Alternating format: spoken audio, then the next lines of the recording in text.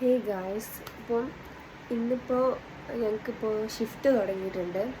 ഇപ്പം ഞങ്ങൾ ഡ്യൂട്ടി ടൈമിലെക്കാട്ടും 2 മണിക്കൂർ ഞങ്ങൾക്കിപ്പോൾ ഓവർ ടൈമാണ്.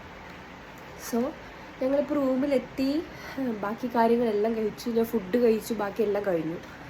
എല്ലാം കഴിഞ്ഞിട്ട് എനിക്കിപ്പോൾ കുറച്ച് എന്താ പറയുക, ഷുഗർ ക്രേവിങ്സ് തോന്നുന്നുണ്ട്. ബിസ്ക്കറ്റ്സും കാര്യങ്ങളൊക്കെ ഇരിക്കുന്നുണ്ട്, പക്ഷെ എനിക്കതൊന്നും വേണ്ട. എനിക്ക് വേറെ കുറച്ച് പായസം അങ്ങനെയുള്ള എന്തൊക്കെയോ കഴിക്കാൻ തോന്നുക. ഞാൻ ഇന്ന് കടയിൽ ഇറങ്ങി പാല് വാങ്ങിയിട്ടുണ്ടായിരുന്നു.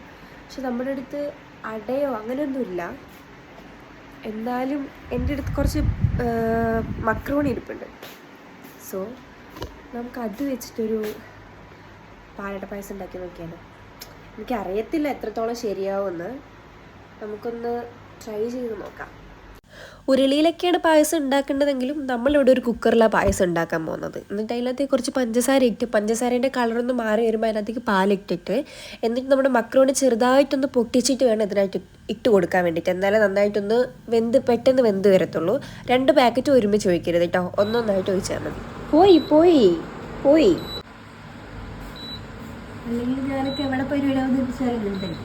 അതിനുശേഷം നിലത്തൊക്കെ പോയിട്ടുണ്ടാവും. അത് ഇപ്പം എന്നെ പോലെ അങ്ങ് തുടച്ചങ്ങോട്ട് മാറ്റിയാൽ പിന്നെ എന്നിട്ട് ആ മക്രോണി ഒന്ന് വേവുന്നതോടെ വരെ നന്നായിട്ട് വേവിച്ച് കുറുക്കി എടുക്കുക. പാൽ അതിനനുസരിച്ച് എടുത്താൽ മതി. പിന്നെ അതിന് വേണ്ടിയിട്ടുള്ള കാത്തിരിപ്പായിരുന്നു. ഫൈനലി നമ്മുടെ പായസം ശരിയായിട്ടുണ്ട്. നമ്മൾ അട ഇതാക്കുന്ന പോലെയല്ല, പെട്ടെന്നാവുകയും ചെയ്യും, നല്ല ടേസ്റ്റും ഉണ്ട് കേട്ടോ. നമ്മുടെ പായസം റെഡി ആയിട്ടുണ്ട്. സാധാരണ എനിക്ക് പനി ആയതുകൊണ്ട് ശബ്ദമൊന്നും വരുന്നില്ല. എനിക്ക് മൂക്ക് രണ്ടും അടഞ്ഞിരിക്കും.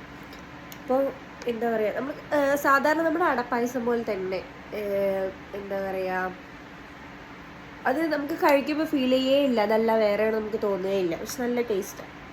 ഞാൻ ഇതിനു മുമ്പ് ഒരു പ്രാവശ്യം ഉണ്ടാക്കിയിട്ടുണ്ട്. ഞാനും അബി ആര്യയും കൂടി ഒരു പ്രാവശ്യം ഉണ്ടാക്കിയിട്ടുണ്ട്.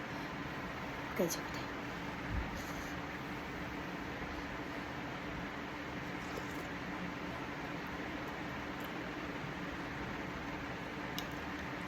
സൂപ്പർ, ഒന്നും പറയല്ല, മസ്റ്റ് ട്രൈ.